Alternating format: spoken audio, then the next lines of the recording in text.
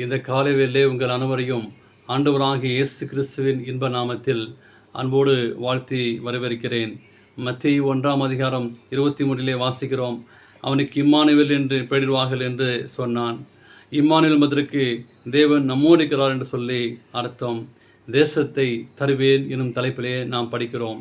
ஈசாக்கு என்ற ஒரு பரிசுத்தவான் பெலிஸ்தீன் தேசத்தில் வசித்து வந்தான்.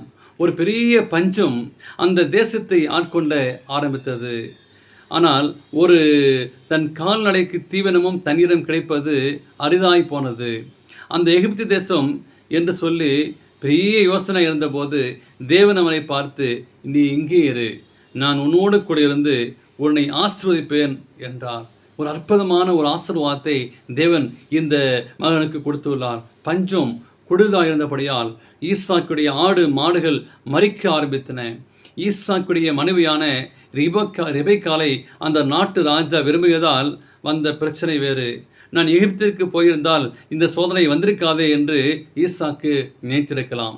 தன் மனதை திடப்படுத்தி கொண்டு தேவன் மேல் அங்கே விசுவாசம் வைத்து, மழை இல்லை, பஞ்சம் என்கிற சூழ்நிலை பாராமல் தன் தோட்டத்தில் விதைகளை விதைத்து கர்த்தருக்கு காத்திருந்தார். வாக்குத்தத்தம் கொடுத்த தேவன் அவன் கையின் பிரயாசத்தை ஆசீர்வதித்தார். 100 மடங்கு விளைச்சல் உண்டாயிற்று.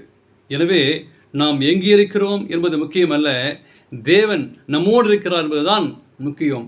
எப்படிப்பட்ட இடத்துல இருக்கிறோம், வசதியான இடத்துல வாழ்வது மாற்றம் முக்கியமல்ல, எப்படிப்பட்ட சூழல் மத்தியிலும் தேவன் நம்மளை மாற்றுவார்.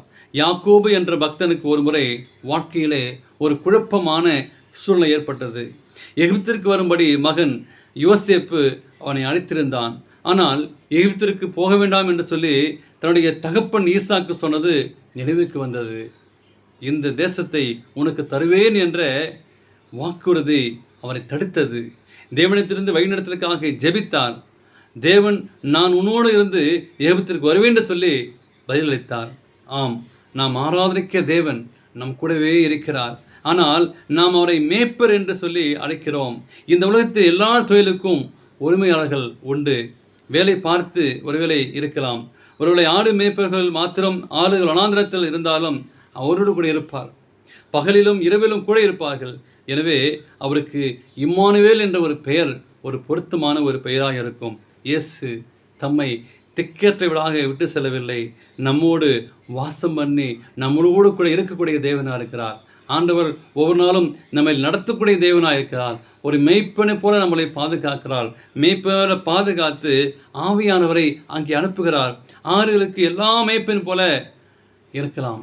ஆனால் தேவனுக்கு பிரியமான பிள்ளை நம்மோடு கூட இருந்து நம்மளை ஆசீர்வதித்து நம்மளை பாதுகாக்கக்கூடிய ஒரு தேவனாக இருக்கிறார்.